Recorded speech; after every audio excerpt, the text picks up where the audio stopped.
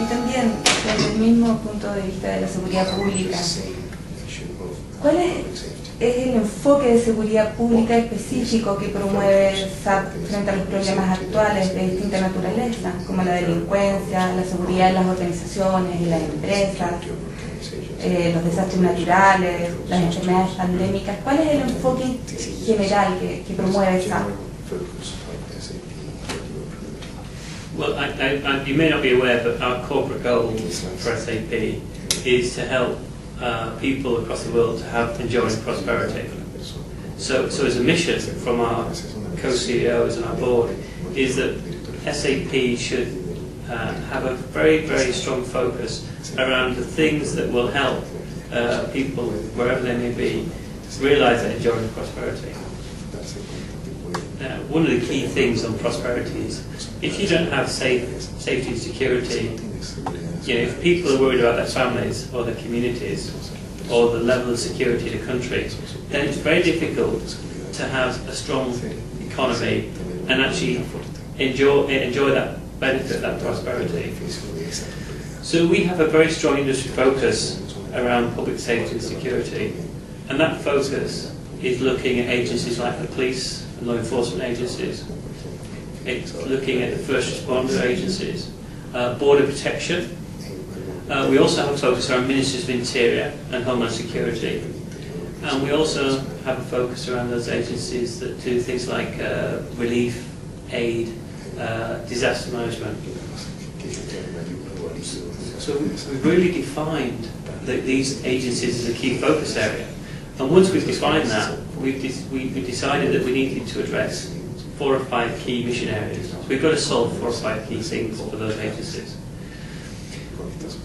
One is we've got to help them have a better understanding of the threats and the risks that they face and the communities face.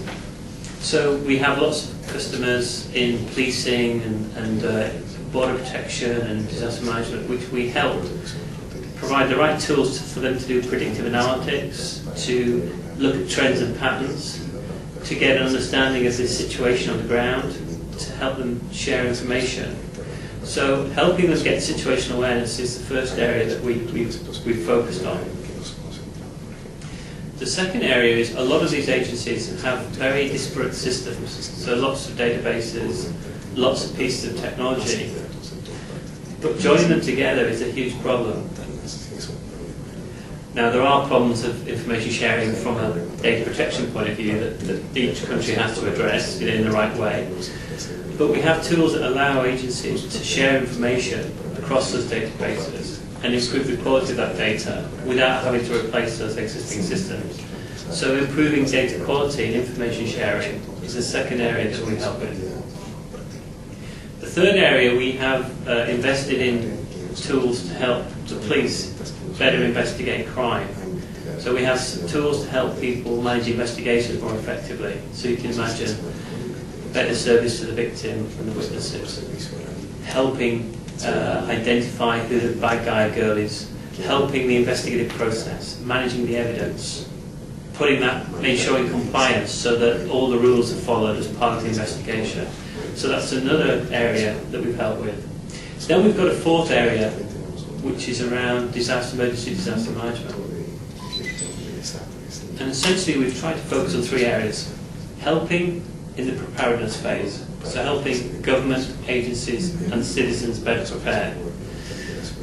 The second area is helping coordinate the response, so how across agencies you can coordinate and marshal the resources so it is deployed in a way that is structured, it puts the people in the right place, it puts the equipment in the right place at the right time. And the third area is the recovery, resilience, reconstruction, community recovery, grants and payments to citizens who may have been displaced or may have no house. How can we help them get back on the road to recovery? So those are the 3 tool areas, Sam.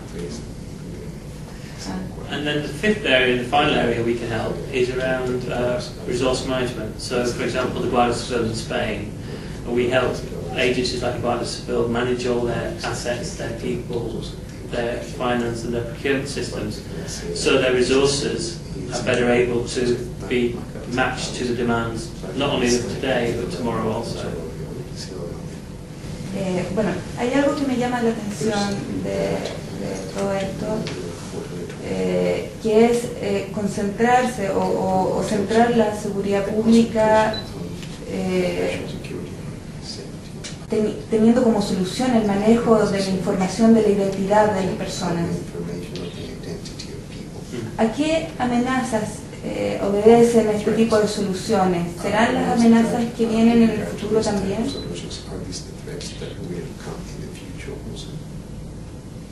Well, I think identity theft, as a broader issue, is a problem for governments everywhere. And I also think that the right use, storage and protection of personal data by governments is also a key issue. So what we find is often the existing technology, the databases and the data silos, don't have a very strong level of protection. They're being designed to store information, not always protect it. So the solutions we've been focusing on for public security have inbuilt extra safeguards around data protection and auditing of the use, so that if government uses the information lawfully in a certain way, it is auditable and you can see why that information was used.